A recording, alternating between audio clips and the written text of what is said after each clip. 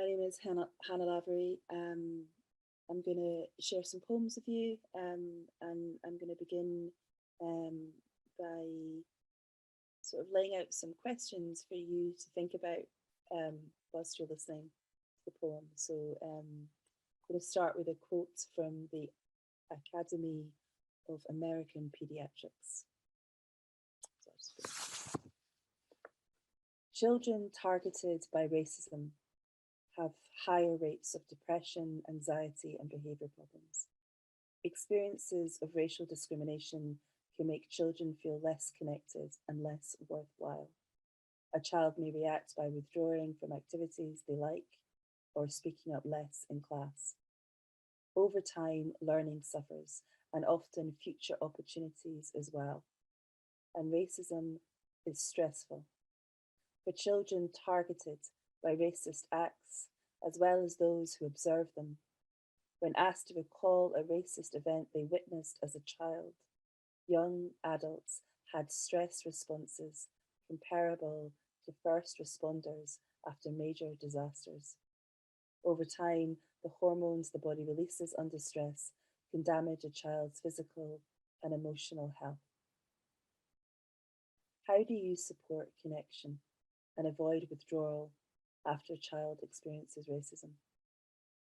Do you see acts of racism as moments of trauma for a child? Trauma that potentially damages and stays with the child for life? Do you understand these moments as life-defining? Do you support families to support their child after racist incidents? Do you understand that these incidences can also cause and trigger trauma in the parents? I'm going to share two poems with you. The first poem is called Sunshine. My son meets your son. Your son says to my son things. He says racist things. I insist you take a snack with you.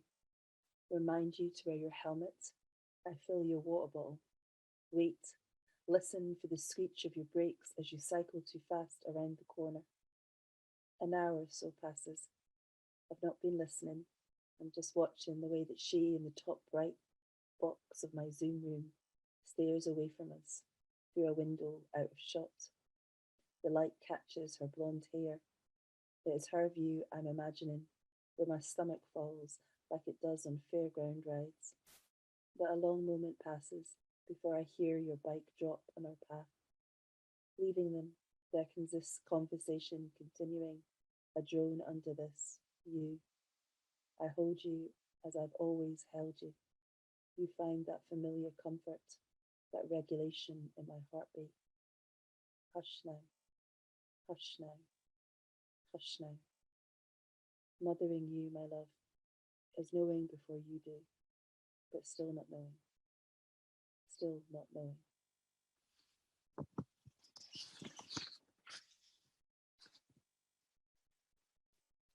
After school. My son comes home crying, tells me a boy in his class said he looks like the colour of shit, that his skin is the colour of bad people. The parents were very sorry. This is not their son, not their son. No, it's mine.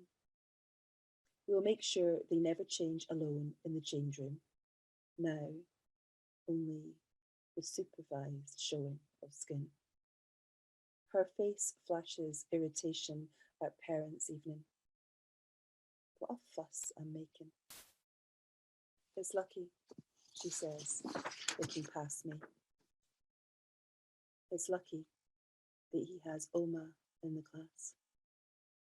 He loves Oma, but why, I think, why is that lucky for my son? Looking past me, the boy, his parents say, it's very unusual for him to act this way. You know, his mother, she cried when she heard. I'm silent. We will supervise them now when they change for gym. This is not like their son, they say. I cry at home when he is asleep, alone after my white friend says, "It's just awful, but you know, it's just what kids. This is not like our son. No, it's mine. It's my son." Undressing by the teacher, in fear they will become again so unlike themselves.